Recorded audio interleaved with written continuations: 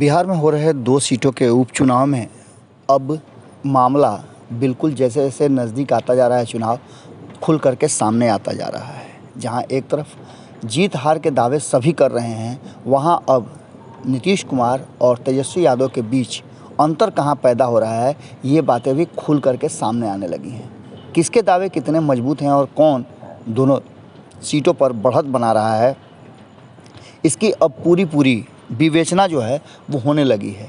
लोग खुल करके बोलने लगे हैं और इन्हीं बातों को लेकर के आज के भोरे-भोर में हम आपके सामने हाजिर हुए हैं। आज के भोरे-भोर में तेजस्वी यादव जैसे ही तारापुर से आगे निकलकर कुशेश्वर स्थान जाते हैं तो उनके पीछे बड़ी फील्डिंग शुरू हो जाती है और इस फील्डिंग में कहीं ना कहीं कई योजनाएं बनती है तेजस्वी यादव को रोकने के लिए। तो आज के भोरे-भोर में चलिए हम आपके साथ सफ़र करते हैं तारापुर से लेकर कुशेश्वर स्थान तक और राजनीतिक दलों के जो आपसी विवाद हैं उनको लेकर के, और कौन कितना किसके लिए काम कर रहा है, कौन किसे मात दे रहा है, कौन किसको जिताने की कोशिश कर रहा है, इन सारी बातों को हम आज आपके सामने रखेंगे। कितना मुश्किल है लालू प्रसाद के बिना तेजस्वी यादव के लिए इस समर में युद्ध करना और युद्ध जीतना। नमस्कार, भोरे भोर देख रहे हैं आप। और आज बिहार की राजनीति में तेजस्वी यादव को लेकर के जितनी भी चर्चाएं हो रही हैं उसमें आपने देखा होगा कि नीतीश कुमार बिल्कुल शांत और चुपचाप बैठे हुए हैं। बिहार विधानसभा के 2 सीटों तारापुर और कुशेश्वर स्थान में होने वाले उपचुनाव को लेकर के अब दिलचस्प मोड़ पर पूरा ये मामला आ गया है। काफ़ी दिलचस्प हो गया है चुनाव, जहाँ एक तरफ तेजस्वी यादव ने जीत के दावे किए हैं, वहीं जदयू भी जीत के पूरी तरह से अपने गोटियाँ सेट कर रही हैं। एक तरफ जहाँ इन दोनों के दावे हैं, वहीं कांग्रेस और जो लोक जनशक्ति पार्टी है उसके भी रामविलास पासवान गुट के जो नेता हैं वो भी दावा कर रहे हैं।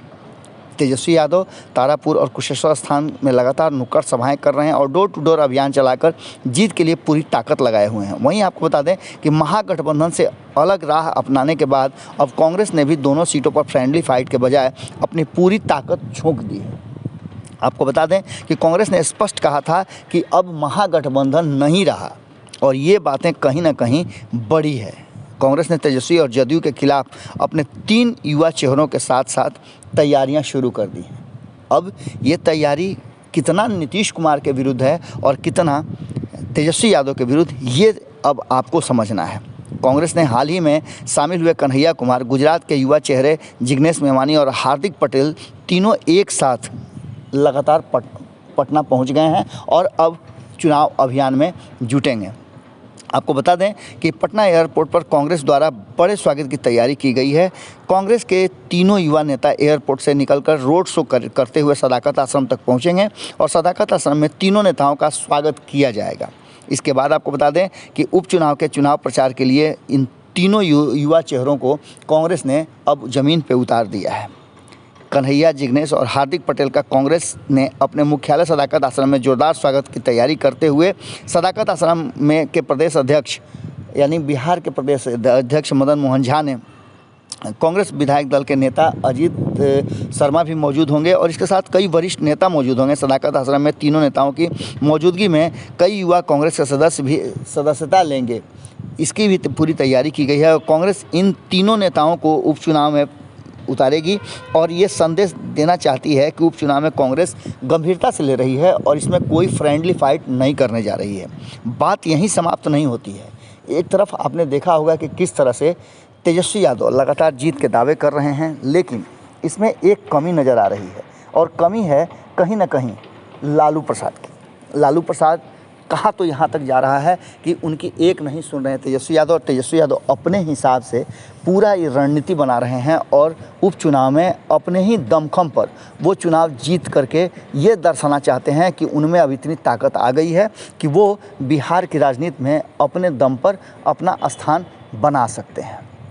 आपने देखा होगा कि 2019 के चुनाव में भी किस तरह से तेजस्वी यादव ने लालू प्रसाद को अलग रखा था, और अब जबकि 2020 का चुनाव भी समाप्त हो गया, सारी घटनाओं के बाद इतने दिग्गजों के बीच तेजस्वी यादव ने अकेले दम पर चुनाव अभियान चलाया था और इस अभियान में वो पहले नंबर की पार्टी बन करके इस बात को तो ज़रूर साबित कर चुके हैं कि राजनीतिक रूप से उनका कद जो है वो पूरी तरह से अब स्थापित होता नज़र आ रहा है। लेकिन इसमें अब तक तेजस्वी यादव के साथ लालू प्रसाद का नाम जुड़ा हुआ था और लालू प्रसाद के नाम जुड़े होने के कारण कहीं ना कहीं अब तक उनको उनका पूरी तरह से जो साथ था वो मिल रहा था, आशीर्वाद मिल रहा था। वहीं दूसरी तरफ आपको बता दें कि ये पहला ऐसा चुनाव होगा जिसमें लालू प्रसाद कहीं नहीं है, न उनकी योजनाएं हैं और न ही उनकी रणनीति काम कर रही है। पूरी तरह से ये रणनीति और योजना खुद का तेजस्वी यादव का बनाया हुआ है और भीतर भीतर भले ही इस बात को कहा जा सकता है कि जो शुरुआती दौर में लालू प्रसाद ने योजनाएं बनाई थी उनके नाम का प्रयोग करके और वो बिहार में उपचुनाव में प्रचार करने आ रहे हैं, इन सारी बातों को कह करके कहीं ना कहीं माहौल ज़रूर बनाया गया था। लेकिन अचानक से राबड़ी देवी अकेले आती हैं पटना और आ करके जिस तरह से वो परिवार और पार्टी को एकजुट करने का प्रयास करती हैं, वो चाहती हैं कि तेजस्वी यादव के साथ तेज प्रताप यादव भी खड़े हो जाएं, लेकिन ऐसा संभव नहीं होता है।